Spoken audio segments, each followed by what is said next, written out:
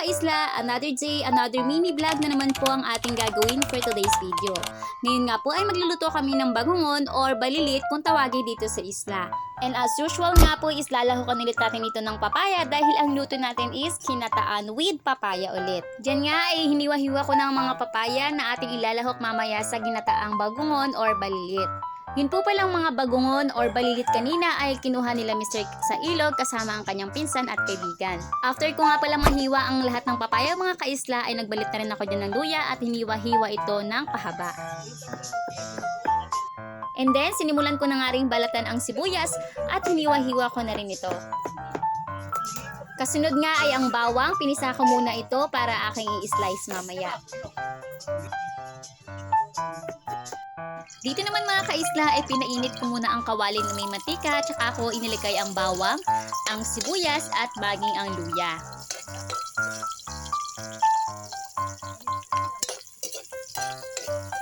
At pagkatapos ko nga palang maigisa ang mga ricado ay tsaka ko naman hinugasan ang mga balilit at nilagyan ito ng tubig.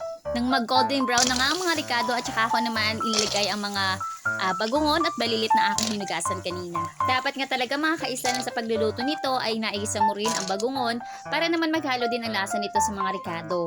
Dinig na dinig pa nga ang lagotuwakan nito habang hinahalo ko ito sa kawali.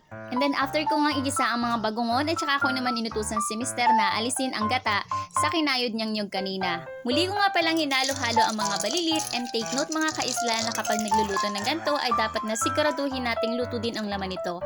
Kasunod nga nito ay nilagay ko na ang papaya na aking ginayat kanina at nilagyan ko na nga rin pala ng paminta, ng konting betsin at saka ito pinakuluan.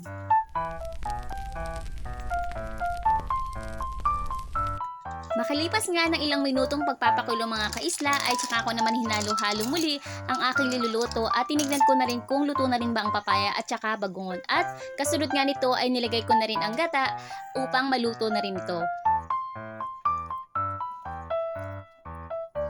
Pagkatapos nga nito mga kaisla, isayaan lang po natin kumulo ang ating niluluto para rin maluto ang gata at maging ang papaya. Habang niluluto ko nga ito mga kaisla ay talaga namang bango-bango ako dahil nga napakasarap nito at talagang natatakam na ako. Yan nga ay pagkakain kay mamaya ay panigurap doon kanya-kanya na naman kami ng sip-sip sa bagungon. Dito nga ay nayaan ko na lamang itong kumulo para naman maluto ang mga sangkap nito. Ayan nga mga kaisla, after ilang minutes nga ay kumulo na rin ang aking nilulutong ginataang papaya na may balilit. Hinalo-halo ko nga pala ito ng bahagya mga kaisla and then after nga nito ay nilagyan ko rin ito ng suka para naman may konting asim ang ating ginataan. Konting pagpapakulo pa nga ang ginawa ko dyan mga kaisla dahil nga sa tingin ko ay hilaw pa ang gata nito at ang papaya.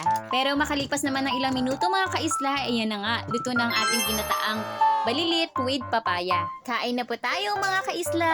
And by the way po mga kaisla, huwag niyo pong kalimutang i-follow, i-like at i-share ang aking mga video. Salamat!